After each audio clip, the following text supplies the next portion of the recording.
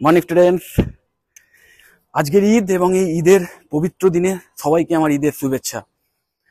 আজকে খুব আনন্দ করে কাটাবে এবং অবশ্যই বন্ধু বান্ধব আত্মীয় স্বজনের সঙ্গে সময় কাটাবে।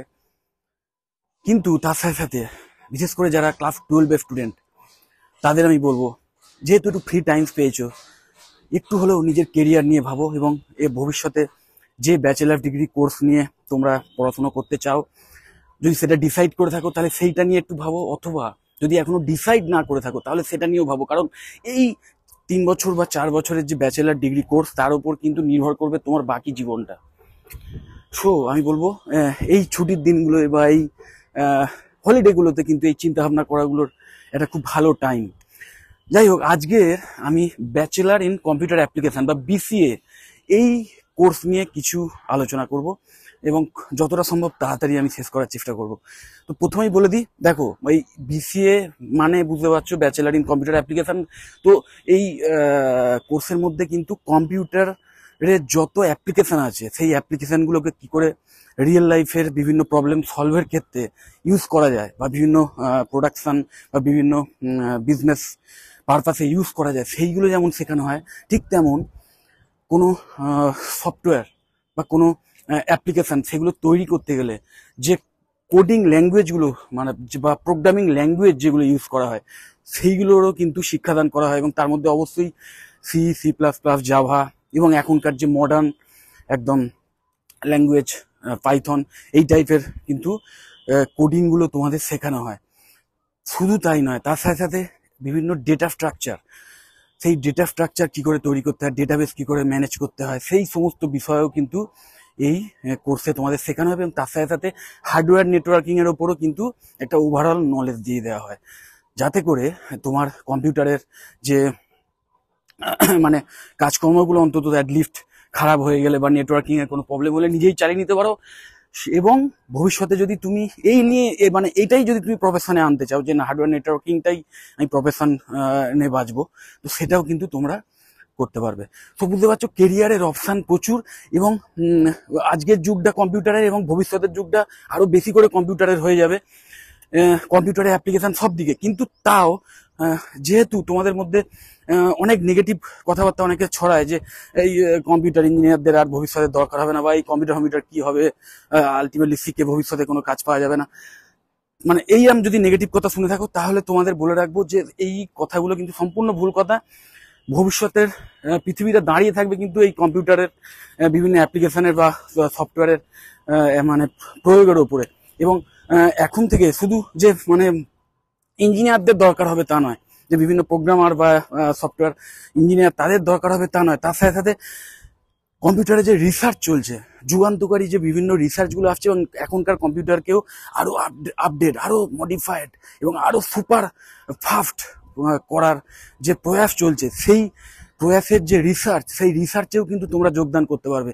যেমন তোমরা নিশ্চয়ই শুনেছো যে এখন যেহেতু এই এআই বা আর্টিফিশিয়াল ইন্টেলিজেন্স নিয়ে ভীষণ একটা মানে অ্যাপ্লিকেশান এবং এআই এর ওপর তৈরি করা যে সফটওয়্যার বা অ্যাপ্লিকেশানগুলো, সেইগুলোর প্রয়োগ আসছে, এবং নতুন নতুন করে এআই সফটওয়্যার তৈরি করার একটা ব্যাপার আসছে। তো সেই সফটওয়্যারগুলো তৈরি করার ক্ষেত্রেও কিন্তু প্রচুর রিসার্চের সুযোগ পাবে। এবং তার সাথে সাথে কোয়ান্টাম কম্পিউটিং, নিশ্চয়ই তোমরা শুনেছো নাম। কোয়ান্টাম মেকানিক্সের ওপর দাঁড়িয়ে, সেই লর ওপর দাঁড়িয়ে কোয়ান্টাম কম্পিউটিং আসতে চলেছে। এখনো পর্যন্ত কম্পিউটার আমরা যেগুলো ইউজ করি সেগুলো কিন্তু বাইনারি হিসেবে ইউজ হয়, মানে সেখানে 0 আর 1। মানে তোমাদের যদি দুটোর মধ্যে পার্থক্য বোঝাই, তাহলে ধরো একটা মেজ, একটা গোলক ধাঁধা, সেখানে যদি মানে এখনকার কম্পিউটারকে বলা হয় যে গোলক ধাঁধায় একদম রাইট ওয়েটা বার করো, যেখান দিয়ে মানে যেখানে ধরো একটাই মানে যেখান দিয়ে প্রবেশ করার পথ আছে এবং ভেতরে গোলক ধাঁধা দিয়ে গিয়ে আলটিমেটলি একটা দিয়েই বেরোনোর পথ আছে। তো এখনকার কম্পিউটার কি করবে, প্রতিটা যে ওয়ে আছে সেই সমস্ত ওয়েগুলোতেই সে ট্রাই করবে, করে আলটিমেটলি ফাইনালি তোমাকে লাস্টের মানে যেটা সফল ওই যেখান দিয়ে এক্সিট হবে সেইটা তোমাকে বলে দেবে। এবং সেটা কিন্তু একবারে করবে, মানে একবার একটা করবে, সেখানে বাধা পেলো, ফিরে এলো, আবার গিয়ে করবে, এইভাবে তার মানে সে আলটিমেটলি করবে। এবং কম্পিউটারের প্রসেসর বা র্যাম বা তার যে অন্যান্য ক্যাপাসিটি, তার উপর নির্ভর করবে যে সে কত তাড়াতাড়ি কাজটা করছে।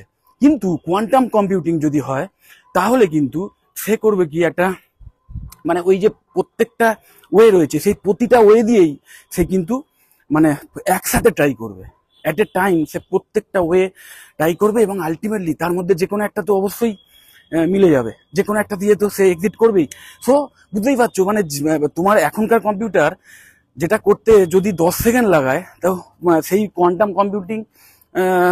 কম্পিউটার সেটা কিন্তু করতে মানে ন্যানো সেকেন্ড লাগাবে, চোখের পলক পড়ার আগেই কিন্তু সে কাজটা করে দেবে।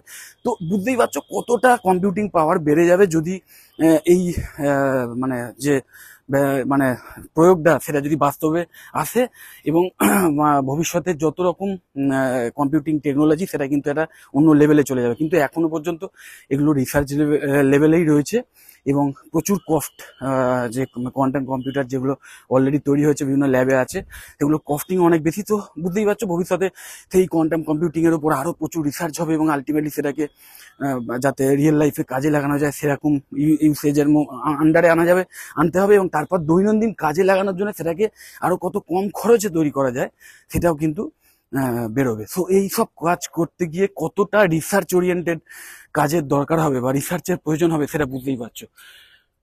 তো ভবিষ্যতের পৃথিবী এমনিতেই যে কম্পিউটার রিলেটেড হয়ে যাবে এবং কম্পিউটারের উপর আরো বেশি ডিপেন্ডেন্ট হয়ে যাবে সেটা বলাই বাহুল্য।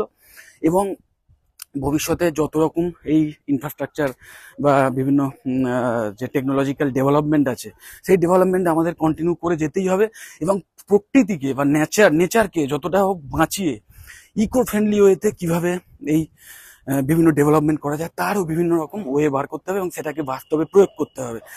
এবং এই মানে সেই ওয়েটা বার করাটা সেটা রিসার্চের কাজ, সেটাতেও যেমন কম্পিউটারের দরকার পড়বে, ঠিক তেমন বাস্তবে যখন প্রয়োগ করা হবে, মানে ইঞ্জিনিয়ারিং লেভেলে যখন সেই কাজটা যখন বাস্তবে হবে, তখনও কিন্তু কম্পিউটারের প্রয়োগ থাকবে।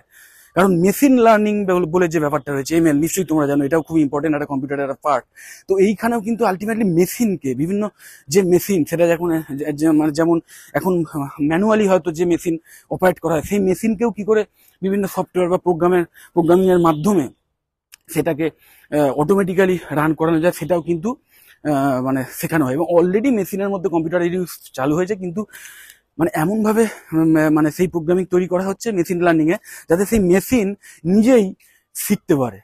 ঠিক যেমন একটা মানুষকে কোনো বাচ্চাকে যেমন বড়রা শেখায়, একটা মেশিনকেও কিন্তু সেইভাবে শেখানোর ওয়ে এই মেশিন লার্নিং এর মাধ্যমে শেখা যায়। এবং এই সবগুলোই তুমি মানে এর কিভাবে হচ্ছে এর প্রয়োগটা, এই সব কিছুই কিন্তু তোমরা জানতে পারবে যদি এই বিসিএ কোর্স নিয়ে তোমরা পড়াশোনা করো। তো বিসিএ করলে ভবিষ্যতে চাকরির সুযোগ আসবে কি আসবে না সেটা নিয়ে কোনো রকম দুবিধা রেখো না।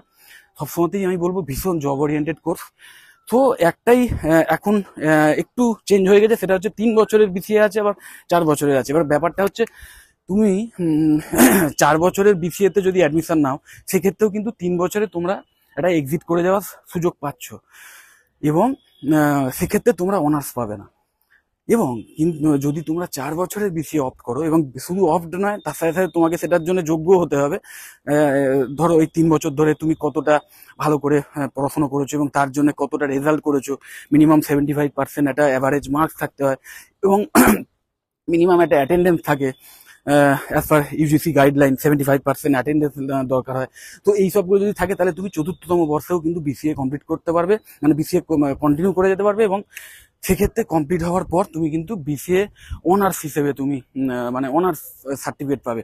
এবং তার ভ্যালু কিন্তু বিশেষ করে যদি তুমি রিসার্চ ওরিয়েন্টেড কাজগুলোর ক্ষেত্রে যাও, তাহলে কিন্তু ভীষণ মানে ভ্যালু পেয়ে যাবে। যদি তোমার মেন মানে চিন্তা থাকে যে আমি যেভাবেই হোক একটা তাড়াতাড়ি আমি একটা এমএনসিতে চাকরি পেতে চাই, তাহলে আমি বলবো ওই 3 বছর ভালো করে পড়াশোনা করো, 3 বছর নিজের স্কিল সেট তৈরি করো, এবং ভালো এমএনসি বা বিভিন্ন যে আইটি সেক্টর সেইখানে কিন্তু জবের জন্য ট্রাই করো, এবং অবশ্যই পেয়ে যাবে। আর ভালো কলেজ থেকে তো প্লেসমেন্ট হবেই।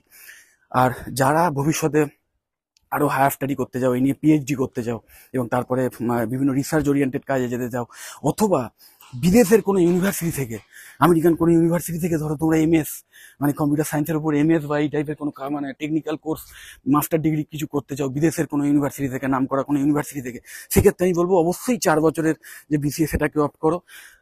তাহলে বিদেশে পড়াশোনার ক্ষেত্রেও যেমন মানে অনেক বেশি অ্যাডেড বেনিফিট পাবে, ঠিক তেমন মানে নিজের রিসার্চ ওরিয়েন্টেড যে স্বপ্ন সেটাকেও কিন্তু সফল করতে পারবে। সো এই বিসিএ কোর্স নিয়ে যদি আরও কিছু জানার থাকে অবশ্যই আমাকে কল বা আমাকে হোয়াটসঅ্যাপ করতে পারো। আর আমি আমাদের ওয়েস্ট বেঙ্গলের যে কটা কলেজে ম্যাকআউট অ্যাফিলিয়েটেড যে সমস্ত ভালো ভালো প্রাইভেট কলেজে অ্যাফোর্ডেবল ফিজের মাধ্যমে খুব ভালো করে পড়াশুনো করানো হয় এবং তার সাথে সাথে ট্রেনিং প্লেসমেন্ট ফেসিলিটি খুব ভালো আছে, সেই রকম কিছু কলেজের ওয়েবসাইটের লিঙ্ক আমি দিয়ে দিচ্ছি আমার ভিডিও ডেসক্রিপশন বক্সে। তোমরা অবশ্যই সেই ওয়েবসাইটগুলো চেক করে নিতে পারো এবং নিজের অ্যাডমিশন যে প্রসিডিওর সেটাকে কন্টিনিউ করতে পারো। যদি ভিডিওটা ভালো লাগে অবশ্যই লাইক দিও, চ্যানেলটা যদি সাবস্ক্রাইব না করে থাকো এক্ষুনি সাবস্ক্রাইব করে নাও। টাটা।